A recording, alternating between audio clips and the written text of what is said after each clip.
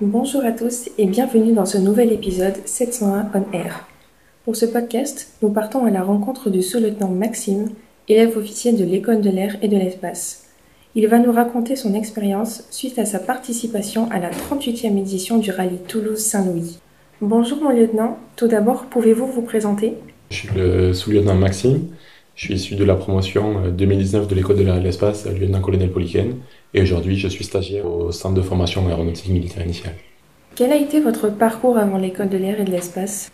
Avant l'École de l'air et de l'espace, j'ai eu mon bac scientifique.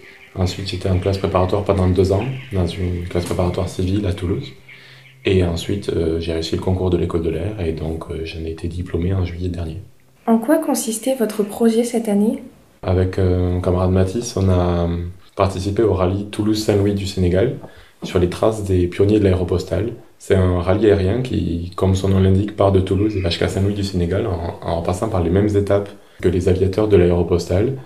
Et on était à bord d'un avion avec un jeune instructeur et on a suivi les autres avions participants dans cette aventure qui a duré 2 semaines.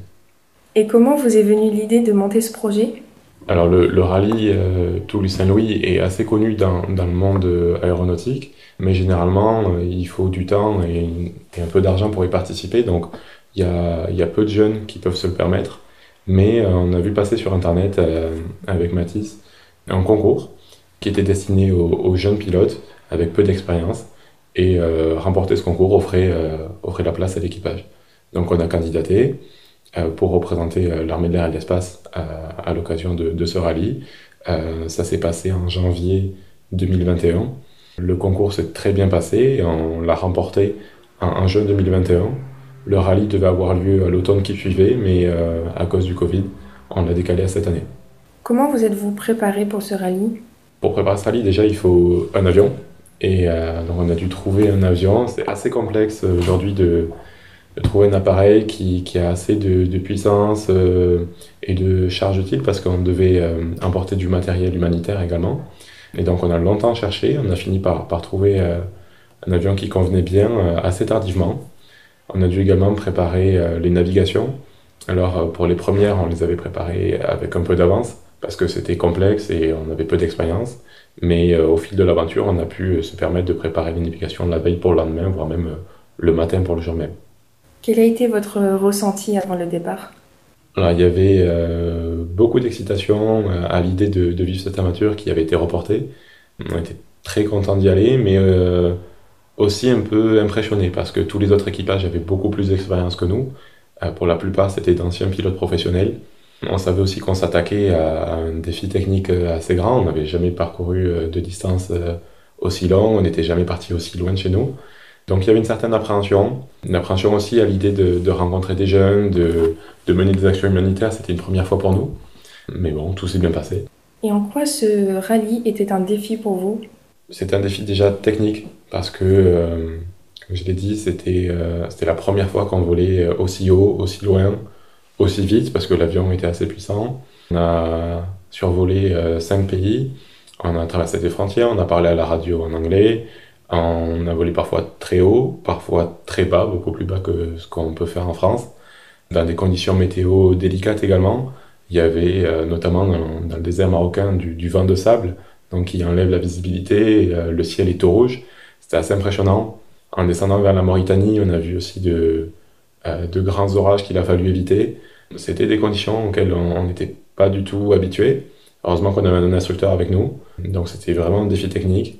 Un défi humain aussi, rencontrer autant de personnes, partager nos expériences, apporter du matériel humanitaire jusqu'à une école qui est reculée au fond du Sahara, à Tarfaya. C'était un gros challenge pour nous, mais je pense qu'on l'a relevé. Pouvez-vous nous raconter votre meilleur souvenir sur ce voyage ? Il y a une étape qui est emblématique, c'est Tarfaya, Cap Juby. Donc c'est un village qui est sur la côte, dans le désert marocain. Et il n'y a pas de véritable piste d'atterrissage. En fait, c'est ce qui s'appelle une aéroplace. Donc même sur les cartes, il y a pas d'emplacement de la piste. Et on arrive en bordure du village, on finit par voir une bande de sable et de terre battue. On s'est posé là comme on pouvait, c'était assez petit, c'était impressionnant. C'est là qu'on a rencontré les enfants, c'est là qu'on a déposé le matériel humanitaire, c'est là que notre expérience a pris son sens finalement. Et à l'issue, ce que je garderai principalement, c'est qu'on a été conviés par l'équipe de foot de Tarfaya à faire un match.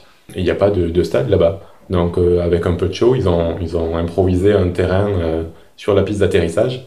Et au coucher de soleil, on a fait une partie de football sur la piste d'atterrissage. Voilà, c'est des expériences que je revivrai probablement jamais et j'en garde un super souvenir. Et au contraire, qu'est-ce qui a été le plus difficile? Je dirais que le plus difficile, c'était la gestion de la fatigue. Parce que on n'est pas habitué à voler aussi longtemps. Le pilotage demandait beaucoup de ressources mentales parce qu'il faut tout le temps être attentif à notre avion. On n'a pas de pilote automatique évidemment. À la radio, on est dans des territoires qu'on ne connaît pas. Donc pour se repérer, c'est aussi plus compliqué.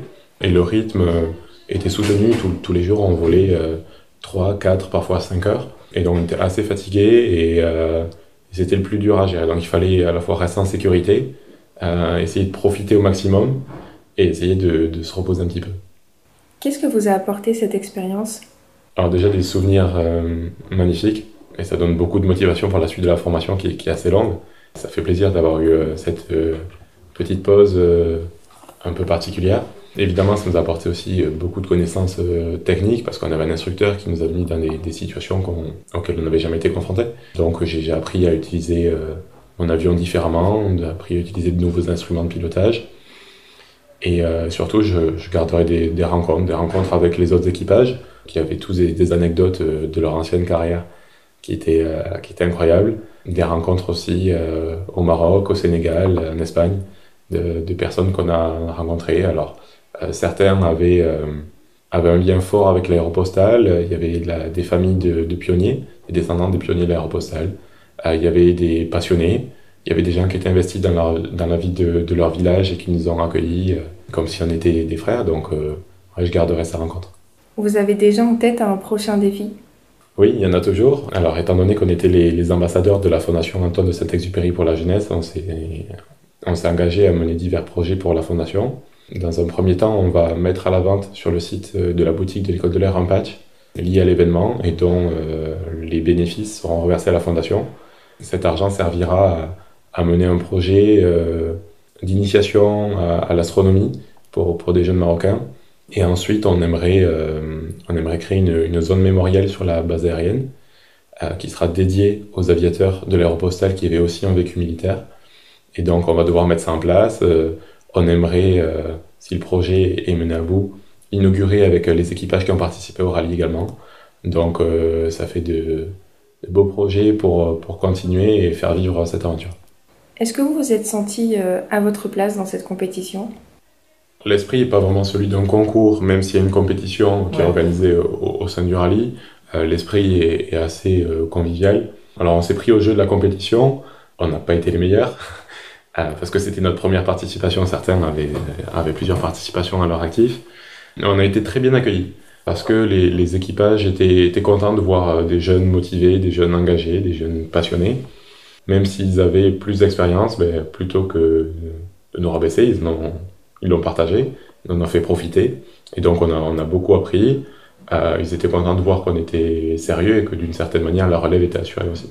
Merci mon lieutenant pour ce retour sur cette belle aventure. Chers auditeurs, chères auditrices, merci de nous avoir écoutés. Nous vous donnons rendez-vous le mois prochain pour un nouvel épisode. À bientôt.